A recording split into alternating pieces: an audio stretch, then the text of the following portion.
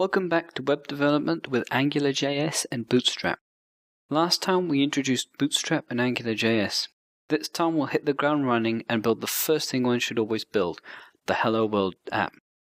This is going to be similar to the basic example we saw on the AngularJS homepage. Right, let's get started. First, let's open up our favorite editor.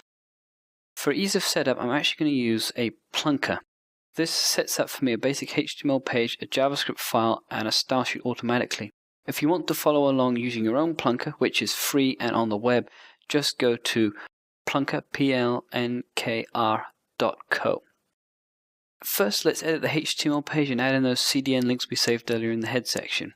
As you can see, I've already done that here, a script tag with the URL of AngularJS's file, and the link tag containing the link to Bootstrap's CSS file. The basics of any Angular app is two attributes, ng-app and ng-controller. For this tutorial, we're going to put them in like this. We'll talk about what these mean later when we get to the JavaScript side of the app.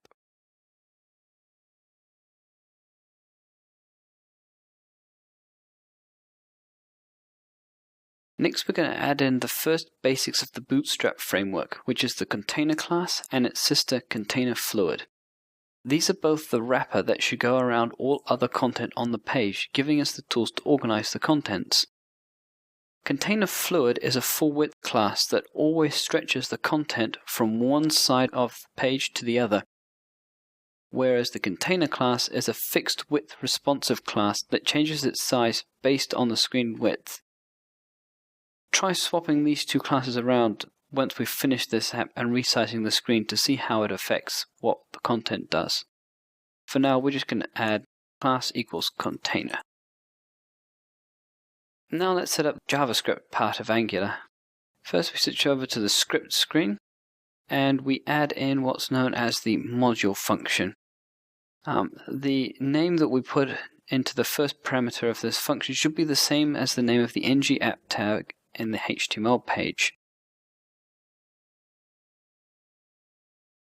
The second required argument of the module function is an array of dependencies. For now, we'll just leave it as an empty array. We'll fill it in later and explain what it does when we need it. Next, we'll add in the controller function. This is the logic for our page, and the name here should be the same as the ng-controller attribute name in the HTML.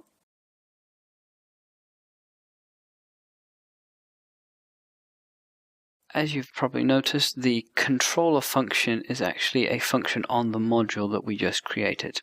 Right. Next, we have to pass in the actual function that runs to set up all of the objects, functions, and variables that we need to be able to display the data on the front end.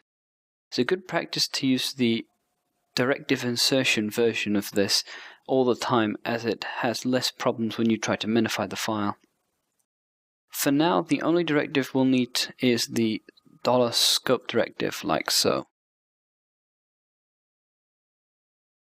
Now, a directive in this case is a block of code that manages how some information is displayed to the user and sometimes how that information is interacted with. Note that the directive names in the array before the function are the order that they are passed into the function. So you can use a different variable name if you like, and still have the same value as the function that was passed in. For example, I prefer to remove the $sign of the scope for quicker coding, but we'll leave it in for now.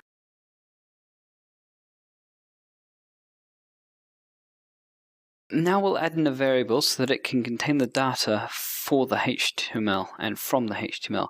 We'll call this variable name. Note that we declare this as an attribute on the scope variable. This is important to note for later, that only those objects, functions, and variables that are declared as keys on the scope object can be used in the HTML. Lastly, we'll bind the variable to an input and display binding on the front end.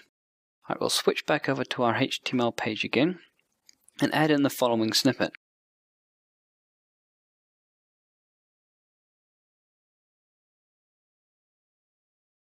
These two classes are straight out of Bootstrap's grid structure. The first class here, row, tells Bootstrap that we are building a row of data, and the second one, call MD12, says this is a 12-column cell. Now, every row in Bootstrap has 12 columns.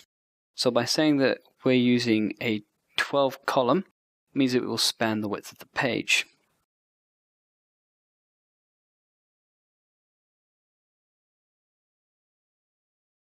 Now we've added in our input.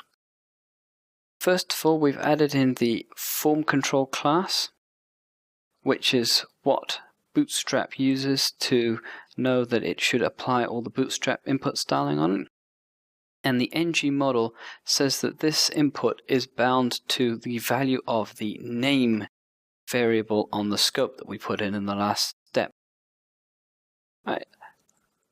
Let's quickly copy this and add, and then change it to, instead of taking input, to be a display row, like so. As you can see, I've put these curly brackets around with name in it. Now, this is AngularJS's syntax for outputting scope variables into the HTML. Now, if we open up our preview, we can see that the world value has been populated into the input from our JavaScript, and it's also being displayed here. And if we change this, the display automatically updates. In conclusion, we've learned how to set up a basic AngularJS and Bootstrap application and what some of the basics of each are and what they do. This concludes section 1. In section 2, we'll look into working with inputs in more detail.